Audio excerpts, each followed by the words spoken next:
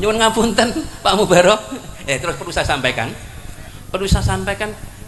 Insya Allah ya, nyuwun ngapunten Pak Dalang. Insya Allah 24 Mei saya sudah ngomong sama Pak EO-nya, itu kita juga sama Mas Akbar lagi di sini.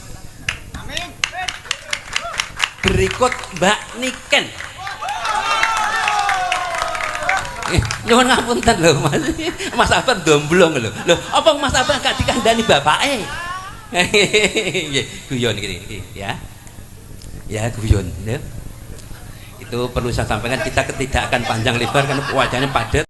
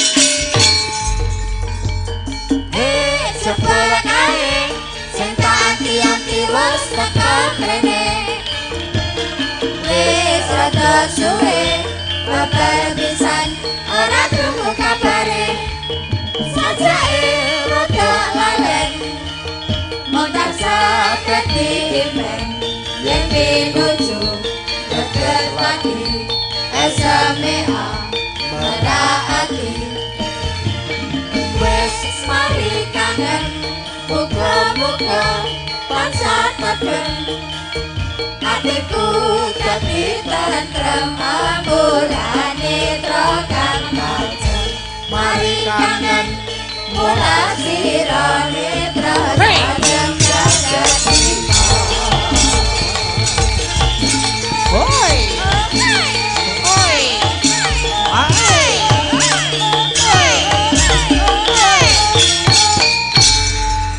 Ada 3 nilai positif yang dapat diambil. Iya. Ya kuwi dari adicara bersih dusun. Oh ngono ya, Mak. 3 nilai positif yang dapat diambil dari adicara bersih dusun. Apa wae, Mak? Ya kuwi 1 syukuran, 2 sedekawan, 3 seduluran. Oh ngono. Nilai positif yang dapat diambil dari adicara bersih dusun. 1 syukuran, 2 sedekawan, 3 seduluran. Oh ngono. Syukure para warga masyarakat marang Gusti kang murbeng dumadi awit saka kenikmatan kang ditampa. Kuwi nilai spiritual, nilai positif yang dapat diambil yang pertama. Oh ngono ya, Mak. Terus nilai positif yang sing nomor 2 apa, Mak? Sing nomor 2 ya kuwi bubar syukuran sedekawan. Oh ngono. Para warga masyarakat ing dusun kene direwangi ngentekke ragat ben entuk nikmat supaya ado saka laknat fa insyaallah warga masyarakat dusun kene slamet donya nganti tekan akhirat. Amin Allahumma amin.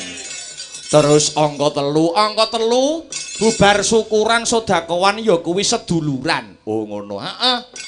Ngene iki ngraketke tambah dulur sing ora kenal malih dadi kenal. Oh ngono. Dalang akbar saka Nganjuk sak rombongan. Saka Nganjuk malih dadi kenal karo warga dusun kene sumrambahe seluruh warga masyarakat Gunung Kidul. Oh ngono. Sapa ngerti dalang akbar sok bojone wong Gunung Kidul? Wah ya. Kowe iki mesti ngono lho. Angger tanggapan ning Bojonegoro muni sapa ngerti dalang akbar bojone wong Bojonegoro. Ning Blitar sapa ngerti bojone akbar wong Blitar. Lah iya, iya Mak, iya ngestokke dawuh.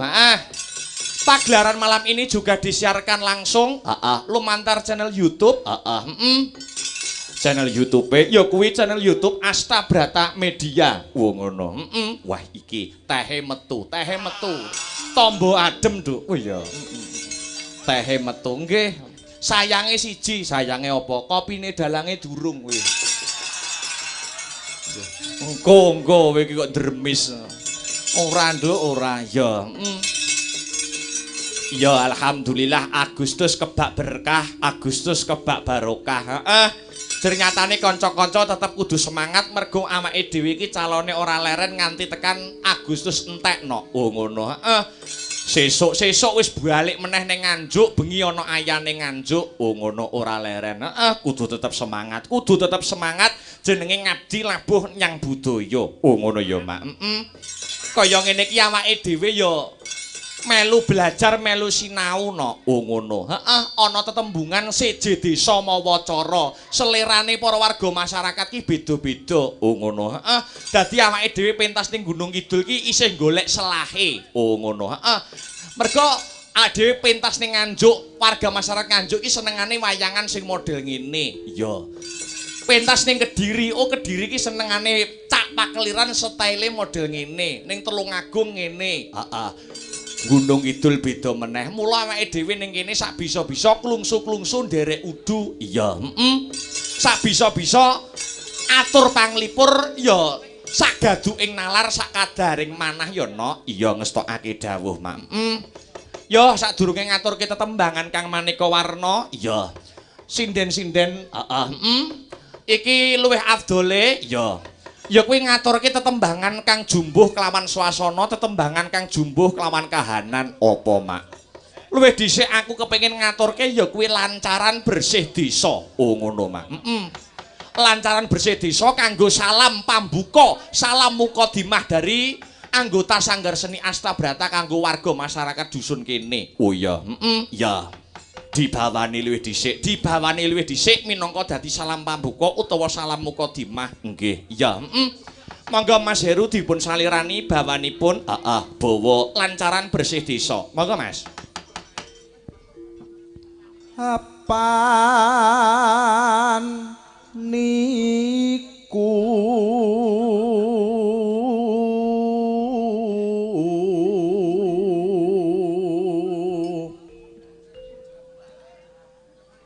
dadi kewajiban baku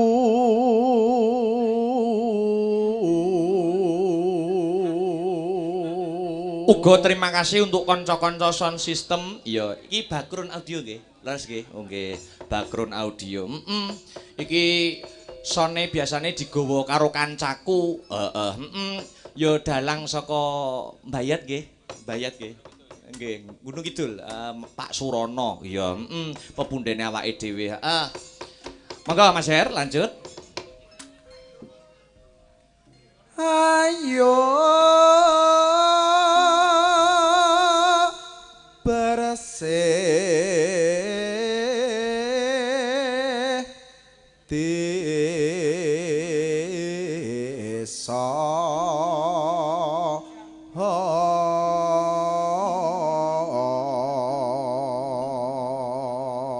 ayo nindakake bersih desa, nindakake bersih dusun supados menapa Mas Her? Murih adoh sukar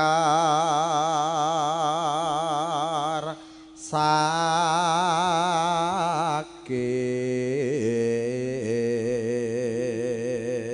Murih adoh saka sukar sakit, saka memala, saka bebendu. Iya, Monggo ayo kompak bareng-bareng 1 2 3 ya. Gliyak gliyak gliyak tu mandang karya.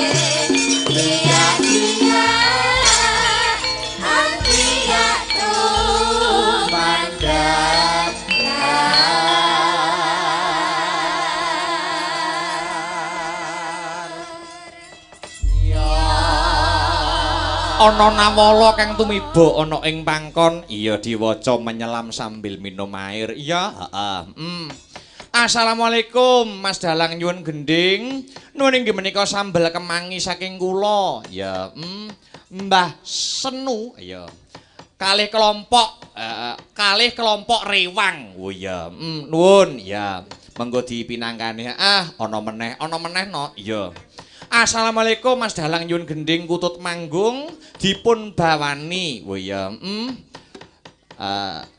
kangge mengke goro-goro. Wah, ya kutut manggung. Pantese nek goro-goro ya. Saking tukang godhog wedang. Wah, iki tanpa tukang godhog wedang oh ya ora iso apa-apa ana kanca-kanca. Iya, Mak, iya. Wis tokke dawuh. Niki anu napa sampun cumawis nggih Mas napa Mbah Waluya sampun nggih diaturi minggah ana ing pepanggungan lagi sepisan iki ketemu no ya karo kenalan monggo Mbah Waluya katuran minggah wonten ing pepanggungan sepote ditumpake praon tumpake praon karaben cepet munggah ana ing panggung irama seger Mas dados yuk hey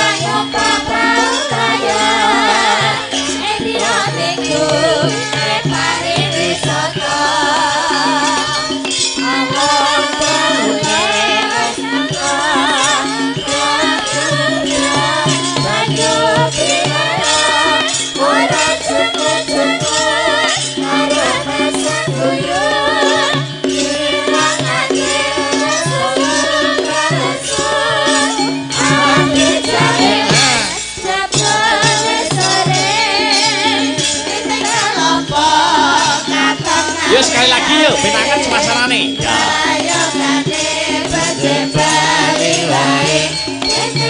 Hey. Oh. Gilir-gilir.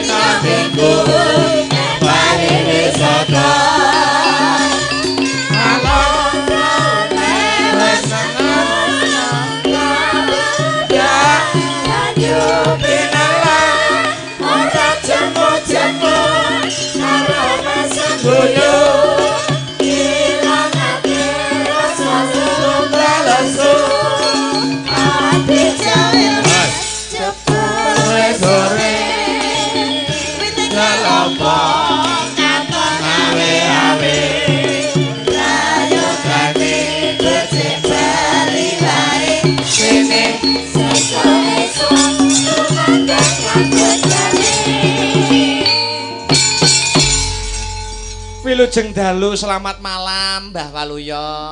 Wilujeng dalu Mbak Jange. Waduh, alhamdulillah.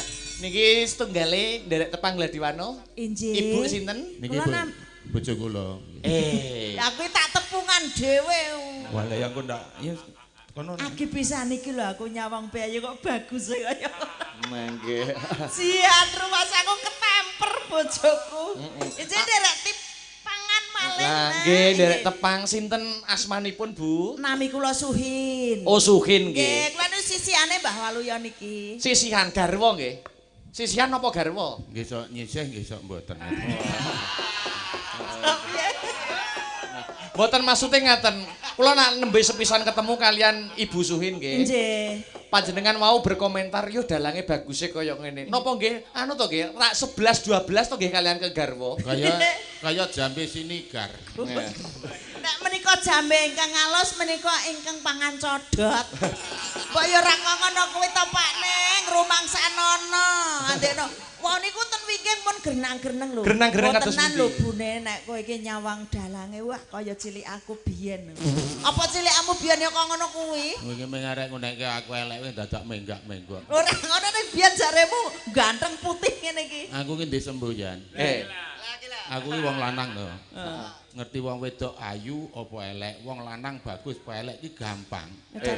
Titikane pripun? Anggere lampune pateni pet ki padha wae. Malah Ayo lampune peteng rak ana bedane kok sampean. Ora nek sampean cilikane kaya ngono kuwi njo saiki tuwa kok remuk redam ngono ki iso ngono ta Pak De. Biyen piye ceritane? Kula biyen ya putih kaya sampean iki. putih resik ngaten iki. Wah, putih kula karo sampean biyen. Malah putih jenengan. Pripun? Biyen ki rak urung ana dokter to. Dereng wonten dokter. Aku lahir ki ana dukun mingan. Lah dukune ngomong ngene iki karo mbok kuwi. Anu Mbok, sampean nek kepengin bayine sehat 5 menit jenengan PP jam 09.00 nika ora ketang 5 menit. Tenan. Oh Dede. Nggih didadekke. Kula bayi niku di PP ya ora ketang 5 menit bendina lah kok suatu hari niku di PP tinggal ning alas lali ora dintas.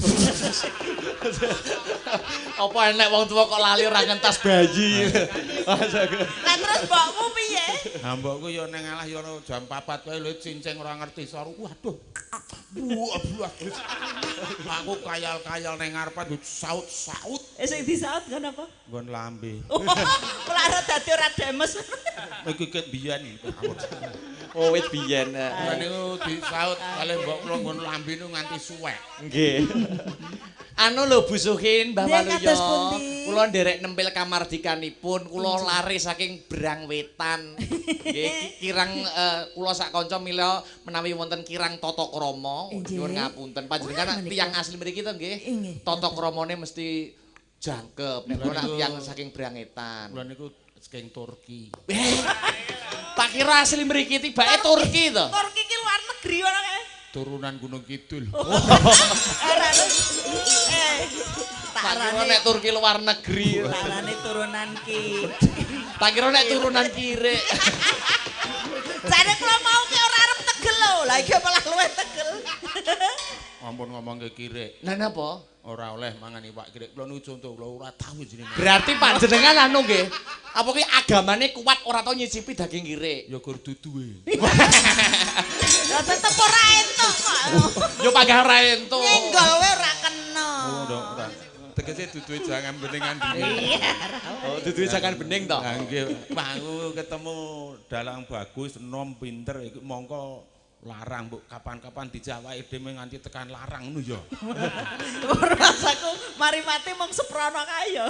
Lah sing penting teng mriki niku nek kula wong Gunung Kidul niku pas seduluran kok jangan. Nggih, leres. Dadi nek dhuwit niku kan nomor 37. Wah, yo. Duit iki malah nomor 37 nggih, Mbah. Lah wong kula nek kon nimbang kelangan duit karo kelangan dulur, kula trimo kelangan enggak kok. Tenan niku. Terima kelangan duit ngono. Kula kelangan duit ya disiarke ning Polres kok lemah. Ampun kuatir sak menika ingkang mresani kathah sanget nah. Amin, nggih. Sinaosa Jawa ning dipun tenggane priyagung mriki sami ngasta payung kabeh. Nggih. Ning kula herane satu Bu Suhin. Dos pundi? Mau udan duweres wiwit sore bahkan dari siang. Lah kok Mbah Waluyo munggah iso mak sret terang. Wah, lha niki pawang udan kok. Kula niku pawang udan, pawang ula, pawang jate. Nek jenengan kok pengen ngundang napa mawon kula tenan wong kula niku kula rak jengejeke datil jane. Oh, Dan Gunung Kidul niku grup jatil sampean pirsa. nggih nggih jadilan. Ana 3.700 grup. Grup jadil nggih. Lah mbok Aku sampean ora ngedeke jatil ora sida. Lah penyebabe? Apa jenenge ora uman demit. Ora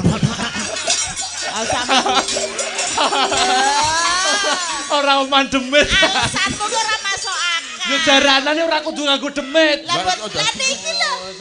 Cok dadi. Sampean kok ngomongke nek kurang demit.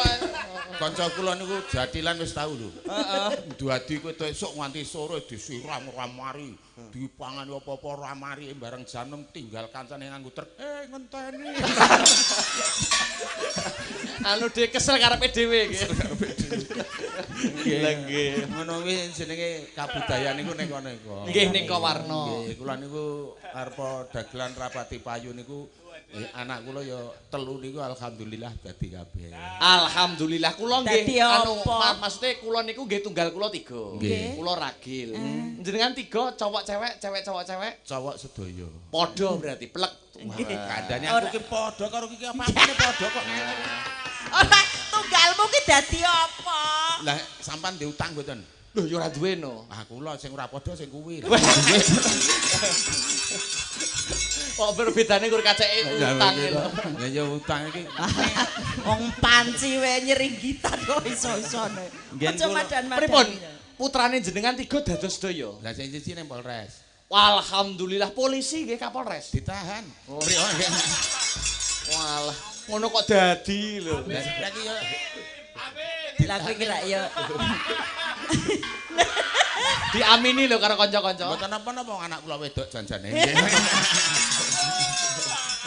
Sing nomor loro niku Sing nomor 2? ten BRI. Alhamdulillah pegawai bank. Hah? Pegawai bank. Bakul ronde Idran BRI. Sementing ora colong jupo. Oh lagi Nggih. leres. Oh, kabeh halal kok niku. Sing nomor 3 ning Jakarta. Merantau pengusaha? Pengusaha ten PT Pordimen. Wih, kepala PT no nggih. Pordimen ki nyampur wedi karo semen ki lho. Waduh. Walah. Long mari mati lulus Uli, SD kok ora dadi direktur. Penting ora colong jupuk nggih. Ora colong jupuk. Nah, iya. Sing penting pekerjaan apapun itu halal. Nggih. Apalagi saya dengar-dengar Mbah Waluyo niki selain dagel sakniki nggih buka soto to nggih. Buka soto. Usaha Napa-napa soto. niki pun dibuka kok. Soto. Soto niku Buka usaha lho, Cok. sampean ngerti rahasiane dodol soto? Rahasianya apa? Racikane napa-napa? Sing paling enak nganggo apa? Yo duduhe kaldune. Ayame, Udu. Anu paling ora kerupuke. bumbune. Udu. Lah apa soto niku? Nganggo es. Lho, yo piye Mas kok nganggo Lah nek es? ora nganggo es meng oto.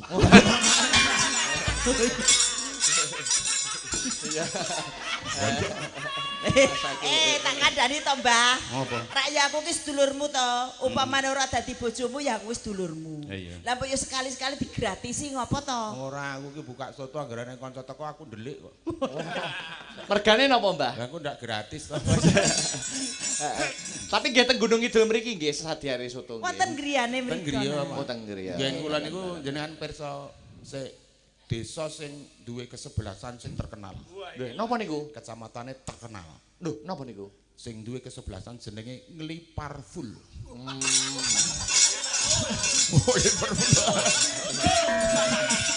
Kan kula niku nglipar. Nglipar Gunung Kidul. Musuhe iki Real Ngaglik. Real Madrid kok Real ngaglik. Iya. Enjing. Ngaturaken panuwun nggih niki untuk seluruh panitia, Bapak Kepala Desa, Bapak Nggih. Dusun, dicarane bersih dusun, Mbah, kali Ibu Nggih, Suhin. Nggih, leres. Sampean mau tekan kene iki mundi dawuh sinten? Heeh. Sapa sing ndawuh aku ora pati cetha jenenge. Lho kok ora pati cedhak pripun to?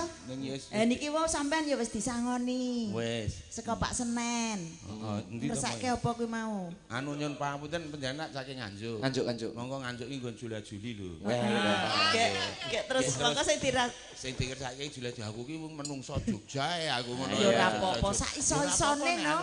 Sak iso-isone. Pak Senen saking ndi ngluwung apa ndi ki mung jenenge. Oh, luwung ombo. Iki lho lega. Sik pundi ta Bapak? Ya niki ta. Weh, Pak Senen ki. Kok iso-isone saka ngluwung. Mbiyen ki nyek wong sak padha aku, sak mudun ngono ki mesti laire ki ming apa dinane Kek jenenge ya kuwi. jenenge apa terus ngandinge apa. Lah nek niki dinane Senen, Senen. laire Senen. Nek sampean Aku beda, aku Waluya kok beda. Waluya ki sak wayah-wayah luar saka Bebaya, Waluya. Weh. Sama mboten Asma percaya. Kinarya Japa, Nggih. Waluya niku artine Wah iki wayah luar ya Bebaya. Sak wayah-wayah luar saka Bebaya. padha karo kula niku. Napa? Akbar niku akhlake sabar. Nggih. Nek kula sampean bener, ning nek niki jarwane apa? Mang? Waluya. Waluya. Sak wayah-wayah luar Surabaya. Alah wong mau ning kono mobilmu keplorot lho. Lho kitene pas alangan. Nggih, cangik namung jeneng mboten napa-napa, jeneng parengane Kyai Sepuh. Kyai Sepuh kinarya kanggo wanuh, apa nek ngarepe Pak Dukul ing aku kudu wutuh nek ora ndak dadi kisuh. Nggih. Siap. Saiki presanono to. Lah delek to. Iki warangganane cantik-cantike kaya ngono. Aku mos kok ngomah mbok alem ayu dhewe lho, Pak Ne. Lah ya aku ngomong ku ayu dhewe iki nek dhewe nek ning kancane ya ora. Wah, piyayi iki le wedaan ket mau jam 3 isik wutuh. Lah kowe iki 5 menit yang lalu lho anggere nggo kedhep ku kebul doronto. Lah wong mereke ya elek kok ya neh menukoke. Pripun iki ya? Napa? Mboten napa-napa manut mawon. Oh, maksudnya terus mau request-e jula-juli. Nggih. Menika menapa ingkang badhe pun aturaken rumiyin? Langsung mawon jula-juli mboten apa-apa. Oke, Minangka langsung. salam pambuka. Oh, Nah, engko baru sinden satu-satu. Oh, ngoten. Nggih. Nyicipi jula-juline Mbah Waluya. Niki anu, biasane kula nek bar jule-jule niki gek sinden-sinden muga kula medhut ngono. Kapan nek ngono kuwi iki kok tak kepenake dhewe. Golek kepenake dhewe yo. Ya ora no bobojoan kok kepenak dhewe ya wong loro. Ya jal kaya ngapa? Nganggo CPN GN. Apa? Nuwun sewu ngangge capek Capek gunung gunung. mbok cengak bocahnya. Sembrono. Pripun? Ngangge capek gunung riyen bali anjloke to mriku mengki. Oh ngaten nggih. Pripun? Mboten napa-napa. Caping gununge niki berarti Nggih. Bojo kula. Ning nyun ngapunten wong swara kula niku mboten apik. Mboten napa-napa. Nggih, Kula pun sak-sak- diberkahi Bu Suhin matur nuwun. Injih. Berkah apa wong kowe sial kok berkah.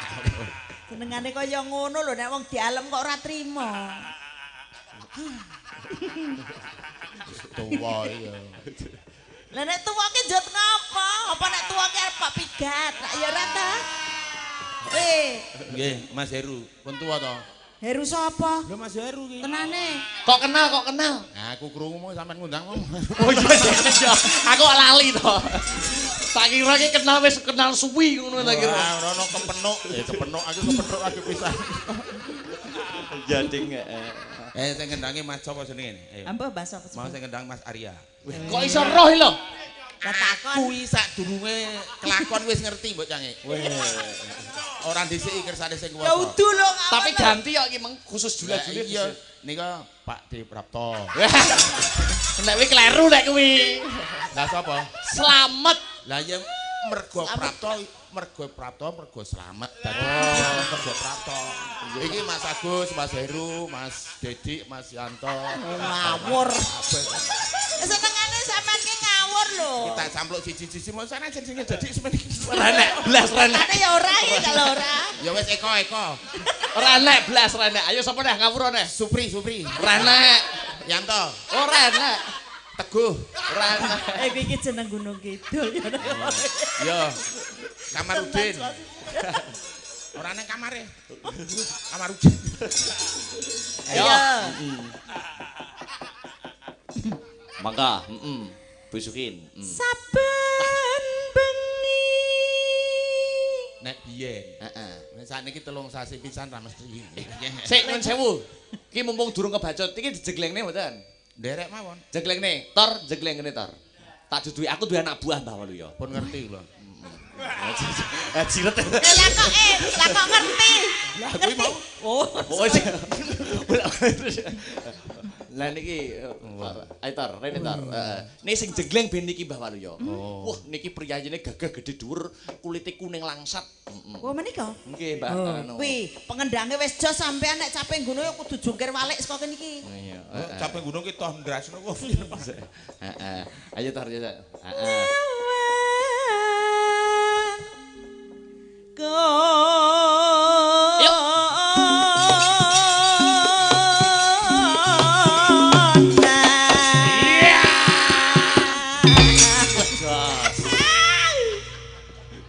Pripun Mbah Waluya? Iki nek upamane dadi anakku lanang piye, Pak? Anu Bu Suhin. Dalam Cilikane Mbah Waluya napa nggih kados ngoten iki lho? nggih ngeten iki. Oh. Persis gondronge padha lho. Sinten asmane niki? Victor. Kene Mas Victor rada maju. Iso kliwat ya. Merucut. Minta kon maju iku ya sido. Jian rambute Pak Ne lah padha karo dirimu ngono kok. Oh ya guru rambut ya ora apa-apa ya. Lah iya genah padha. Ngene ya wong urip ning alam donya iki sing digoleki apa? Lah ya apa? Napa? Sing digoleki iki rak mung panguripan. Ya dawa umure ya dawa rambute. Nggih. Zaman biyen iki zaman urung ana apa-apa iki ana umbukan kulit, ana umbukan sikil, ana umbukan rupa ning kidul kono, umbukan liya-liyane. Dibagi-bagi. Aku ki paling sabar.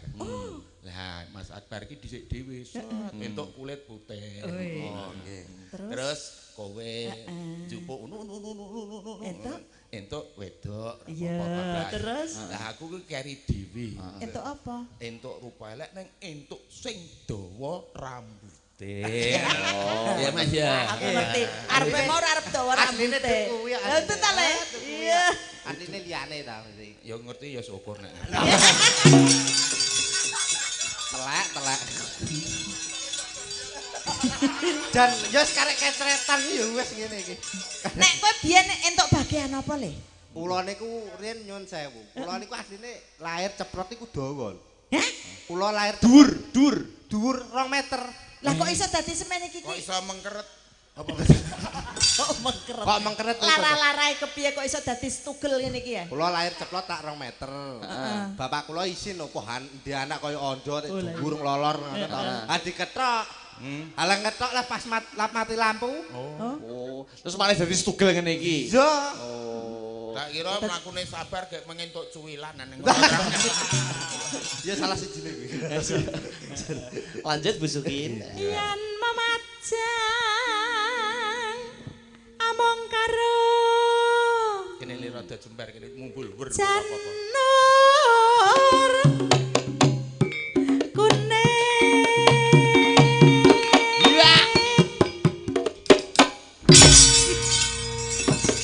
Pripun digenjleng Mas Victor rasane kados pundi? Rasane kula malah cekut. Dijegleng le mumbul wae nganti kaya bal kok kowe ora. Sik to sampean iki kok ketoke kok ora trimo iki ngopo to jane iki? Ora trimo kepiye ta aku wis matur nuwun banget bojoku tok jengleng iki wis ngenteng-entengi gawe aku. Elek iki gesek to. Anu ya sambatan kerjasama. Iki anak lho, iki anak lho kok. Lah aku ki suwe randhe anakne bojoku tak urutke kok. Lho kok diurutne pripun maksude? Ya diurutke tanggane kene kono-kono. Mbok ya ora ngono, anake dhewe sing kerike lahir ceprot 7 kilo lho. Wah, wes. Kok gede men? Nggih. Nggih kalih niki men gedhe anak kula sing nomor. Resep niku bojo kula lahir kene niku brol niku sementen iki punan. Kok gede men? Lah nggih terus bedane muni endi sing jenenge Pak Waluyo ana dalem Bu niki putrane bayi no sanes cempe. Bayu Terus nggih niku lahire mboten umum nggih kepaksa bojo jenengan kula jahit. Mboten napa-napa Bu sing penting kula dinyanyi rasa sithik. Ya apa lho Pak? Nyanyi apane? Ya apane? Bolah iki nggo ngundul layangan ulet ya ngawur. Waduh ah. Kembang wae watu gunung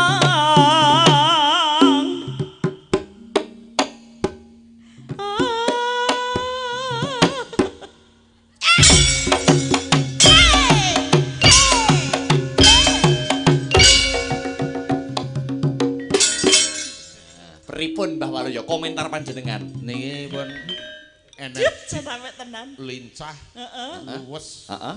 Ya menglit cutrat-cutit iki lho. Lah apa sampean yo iso ayo ngono. Lah ya ora nek kon semono ki yo ndadakan mendek-mendek kuwi maneh. Coba Coba sik. Aku wis tau nyoba gegedan. Gak iso monggo. Tok gegedan barang ya apa lho. Klambi. Klambi. Pacita. Wah. Wah, wah. Perang karo iki. Sarawi.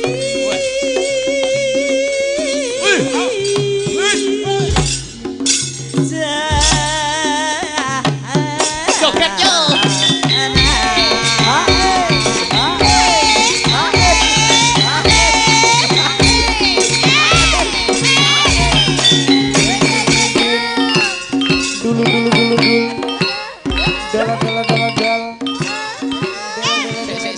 sik. Wong iramane penak malah gelut iki lho. Iki ngopo kok gocek sirah iki? Gondak ilang. Arek condol ngono kuwi to.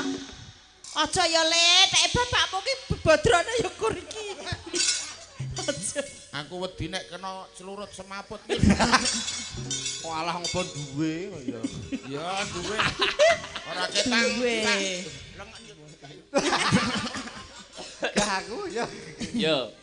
Panas. Udan.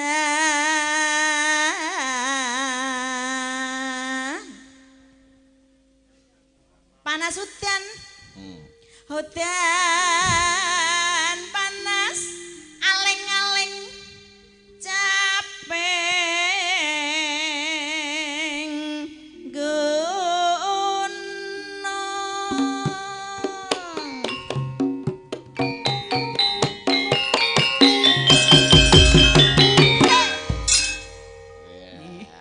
Alah, jan ngene ya gagah lho jane. Jan tenan kok. Jan gagah jane ngene. Ngene iki kayak di banyu keras. Ya, Kayak sia-sia di banyu keras iki lho. Maksane kaya fosil ngono. Maju kene. Sampeyan jola-joli sak lare Mas Anto. Wah, mboten jenengan sing sae sawantene kok. Wah, nganti kaya oli. Lah, kok kaya oli. Oli sae 40. Enggak. Melayu-melayu mergo nguber walang mlumpat bethek kecemplung jugangan. Ya. Aku duwe bojo ayu bola-bali ilang. Beno elek sing penting pinter golek utangan. Ya.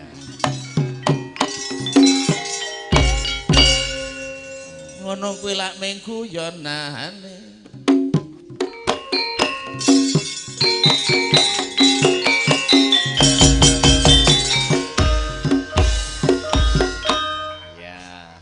Sip. Apik tenan. Ya. Ayo. Sing bendol tangan kiri warga mbok. Endi kene? Mogol. Endi kene? Aku lali jenenge. Wah.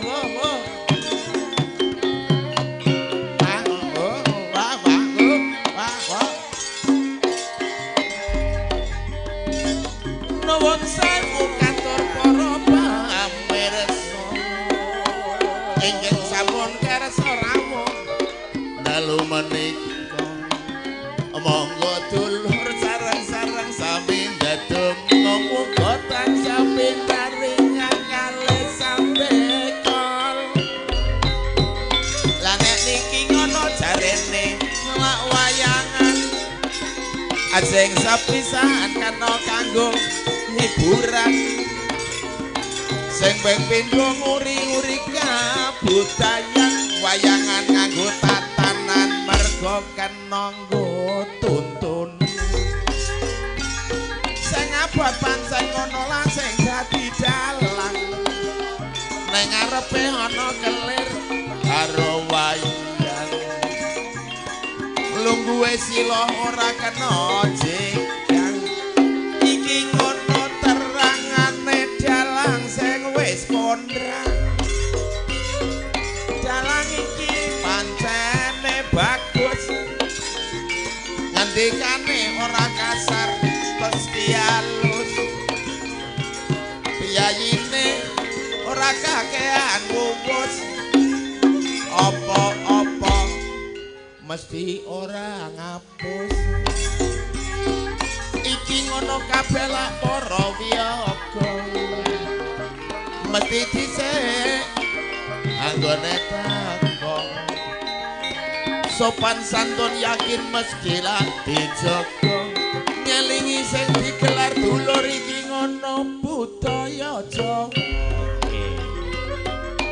lan nek niki ngono waranggana sinden ora wedi nadyan dheke budal ijen karo kanca mestine ora duwe ati iren supaya ora nimbulke rasa sentimen ya kaibu ngagem jilbab kok warnane coklat sing ngagem jilbab aku yakin rajin salat yayine meneng ora seneng kianan tak domake ayam tentrem mergo kebek nikmat ana meneh ibu kecil warnane putih kae ngono busana muslim jare perlambang suci nek aurat yakin dulur ngono bisa tertutup rapi penampilan anggun disawan cedak adoh katon alam Pak Senen mau dasar ayu mongko tur beriman sopan santun ngono dulur basane mesti mapan iso bedakno endi sing halal karo barang sing haram ditambah pinter ngaji dulur maca Al-Qur'an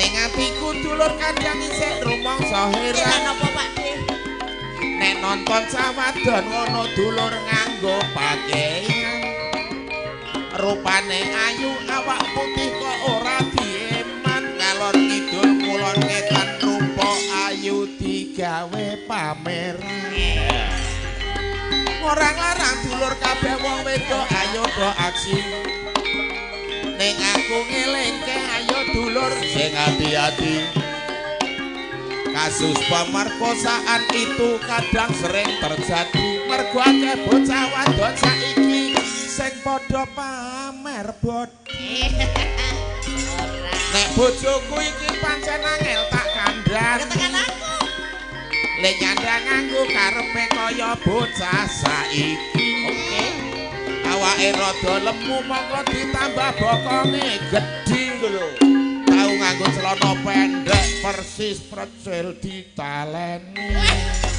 ngawur lho ana meneh kono bocah ABG ora kono ABG le nyandang nganggo tak delok kok mung sak geleme dhewe pancen awake lemu ning kok mung cilik kaose nek dheke nyongkrot kaya bocah ngawe-awe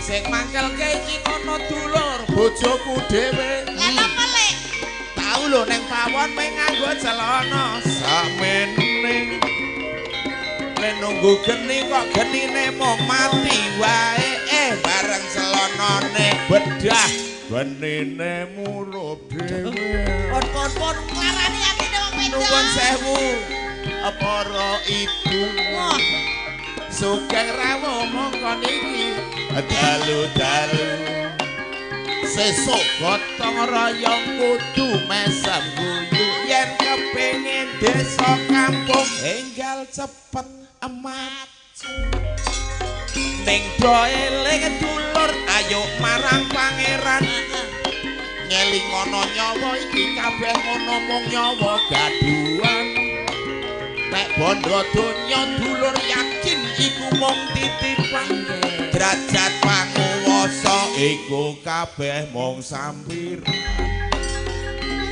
dadi wong urip aja pelit utawa kikir ngeling ana donya iki dulur paribasan mampir sok nek wis mati mobil anyar apik ora iso mikir wong nek kono dulur ora ana tempate parkir abad meneh ngono lah sing dadi dukuh weh pancene esuk ora krutukan gawe lapo wong wis ditonjok dipunjung saka nggone wong ewuh ning jam 5 sore Pak Dukuh mumet muter golek butuh anak kene ora paling abot ngono sapa sing dadi RT lho kudu iso nentremke warga lingkungane kudu manut apa dawuhe dukuhe mongko RT rung karuan pira bayarane oke saya abot ngono sing dadi lak Pak Lurah nggih ning arahke rakyat yakin mesti lurus dan terarah betul karo masyarakat gede cilik yakin ramah tamah contone lurah kene desane dadi gemaripane. Iki lama kapan iki? Abot meneh ngono sing dadi tentara. Badan harus sehat, kuat manggul senjata. Mongko rela pisah anak dulur dengan keluarga. Itu semua demi membela nusa dan bangsa. Cekap semanten parian kula. Sebab nek kesuwen lak dadine dawa. Lah ya kenan. Kelas parian kula lepat monggo maring pangapura.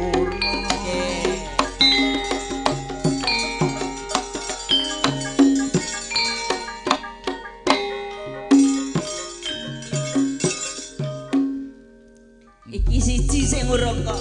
Apa? Aturke. Sampean mau ngesaki iki saka Pak Senen lho. Coba nek Pak Senen iki kepiye candranen. Ah, dicandra. Nah, ora sembrono lho. Kok iso adu ki lho. Wis semono akeh kok isih kok nyandra Pak Senen. Kuwi lha iki sing peparing Pak Senen lho Sing tanggung utama jawab. malah niku sing utama. Matur nuwun wonten ngarsanipun Pak Senen. Iya. Lenandur sesuk tak dongake iso panen. Kena tinggo ngopo-ngopo nganti ora leren. Nggih.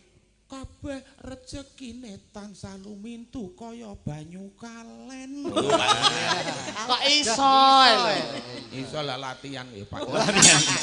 Wis betul utama. Nggih, matur niku nek kedawan Budgetke Caping Gunung nggih monggo.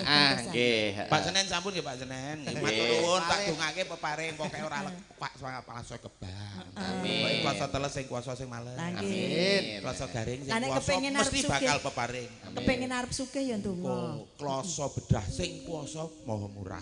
Amin. Dene klosane dilundung wale gendurian wis rampung. Oh, tekan gendure. Malah genduren. Dungane wong arep sugih iki gampang. Dungane pripun Mbah Waluyo? Niat kula badhe sugih. Sing maune ming receh iso dadi akeh.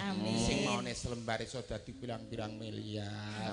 Sing urung ana ayo ndang golek ana kanthi traten lan waspada. Makarya kalal ora nerak paugeran. Niku mesti bakal sugih tentrem ayem awake. Nggih, ngaten. Apa tak kok guru iki? Apik. Dilajengaken berarti Caping Gunung iki. Nggih. Matian wadon saratan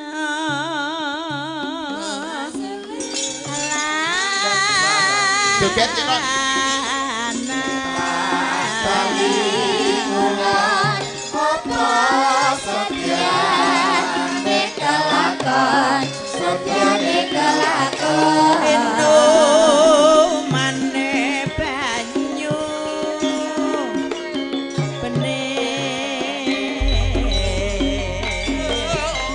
Jogoti Mas Victor.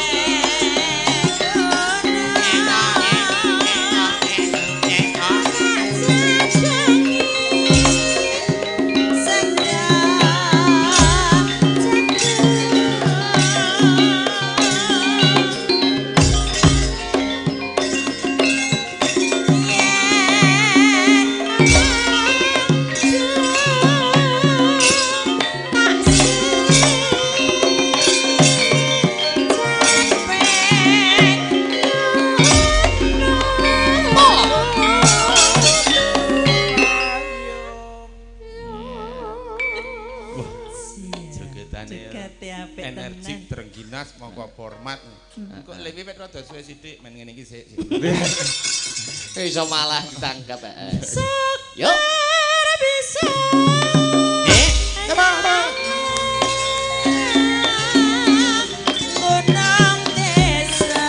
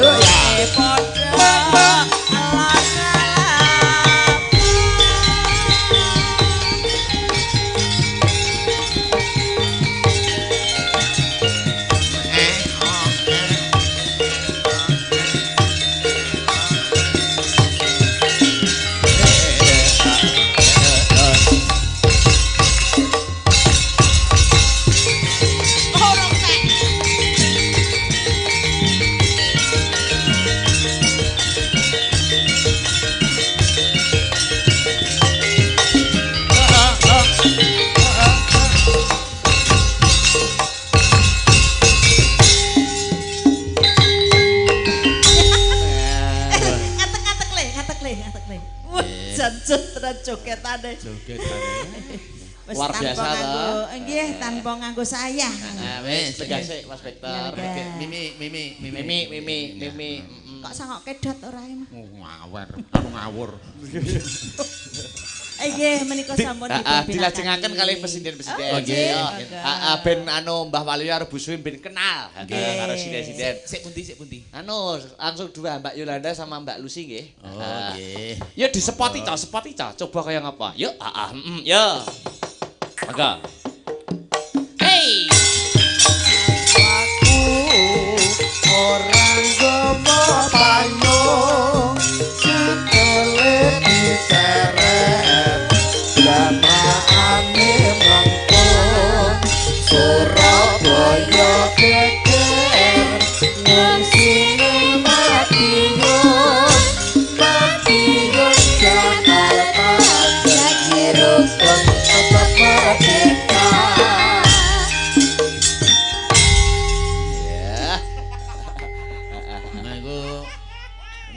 Bocah-bocah semene-mene ayu-ayune kan iki aku rumangsane lek ku lair iki kemeruputen. Kepiye kepengin dilairke neh apa piye?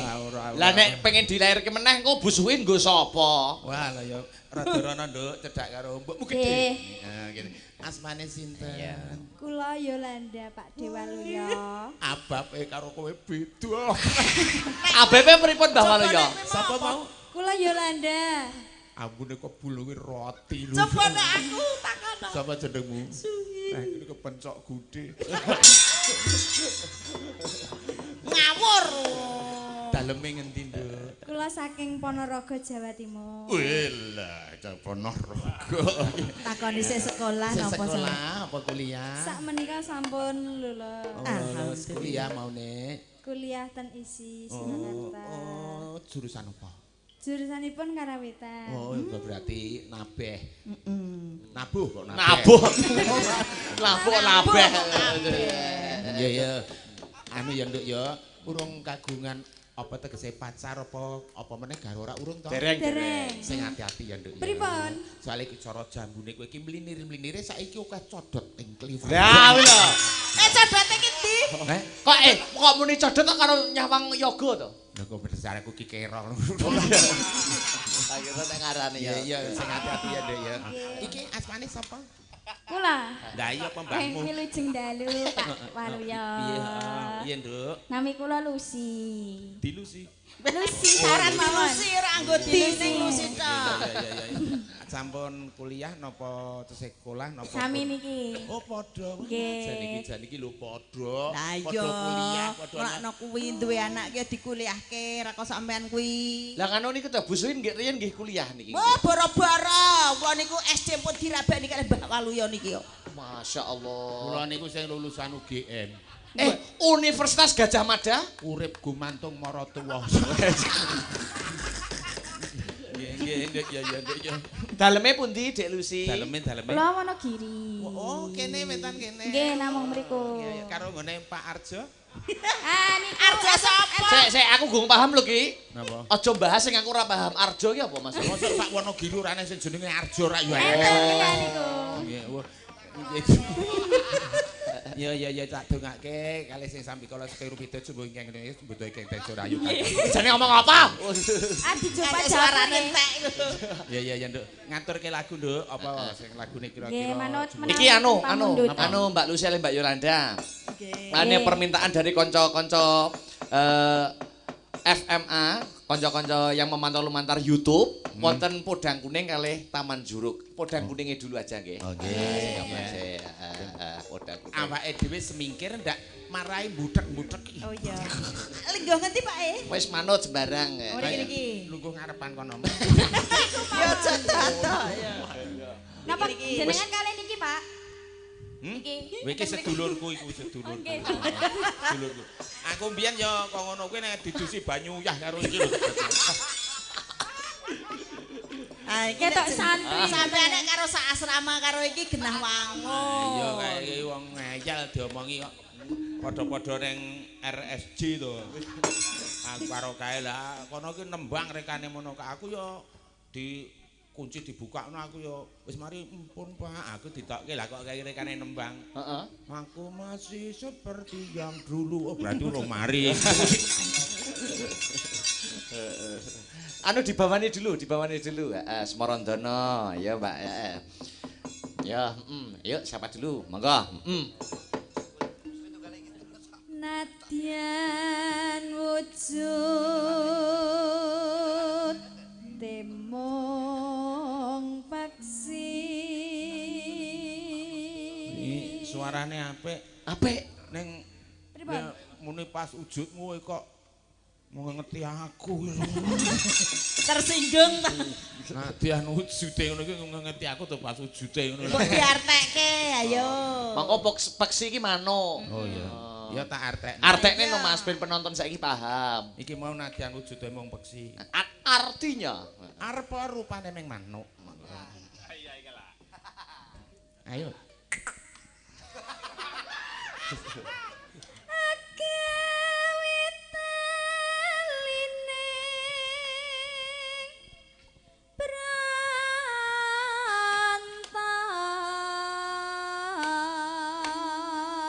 artinya. Meng manuk wis iso nalani katresnan. Aku kok Anu, salin sapa Mbak Lucy? salin rock. Ayo. Salin rock jadi. Halus manis nang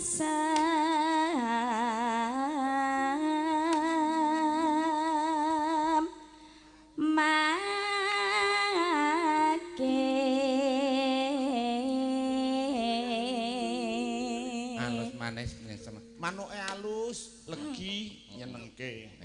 Nek manuk alus ki manuk apa kok manuk kok legi? Lah ya manuk legi lho. Njungkel nang nggon wedang. Gek piye polahane lho? Manuk iso njungkel ning wedang iki ndane yo ora dirubung semut. Iya, Terus Masawinggan kula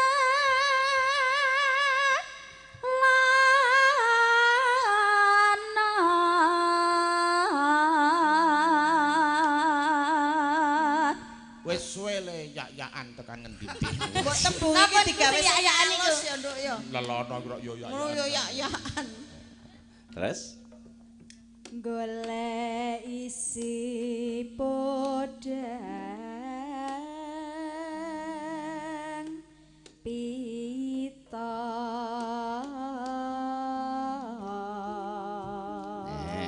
Goleki podang sing rupane kuning ning ora entuk-entuke coklat. Monggo.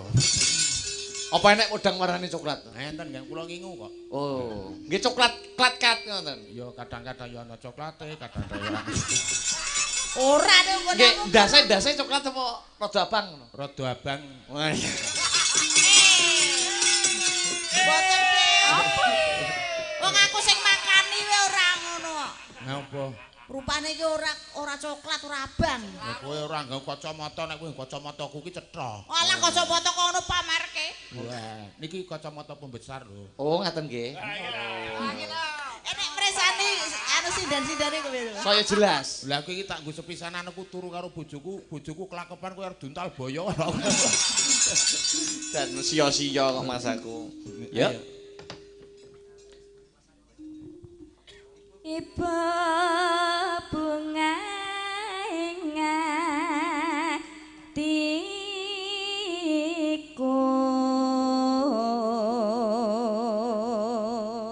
Dah senengku. Bareng yuk berdua. nyanding bisa dadi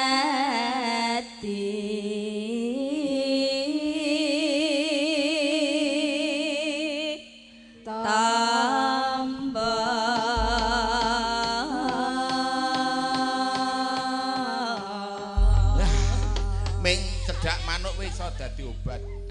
Tombo. Manuk iso dadi obat to ya? Nggih, saged mawon. Yuk dadekke yuk. Heeh, podang kuning. Dados buka celuk mawon. Ya. Esuk awan ning omah wis ora krasa. Keluyuran lan goleki sayang. Mopeng-mopeng miteran gonku goleki ora krasa esuk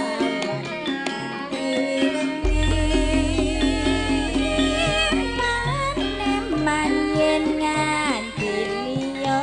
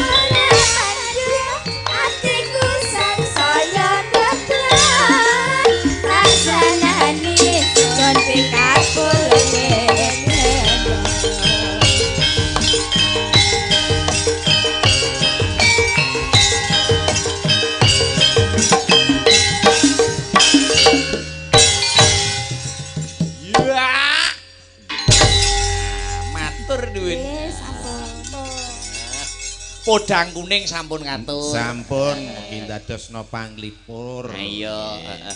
Ambak gur sak manuk iso dadi tembang ya, Mbah Waluyo ya. Panci leser.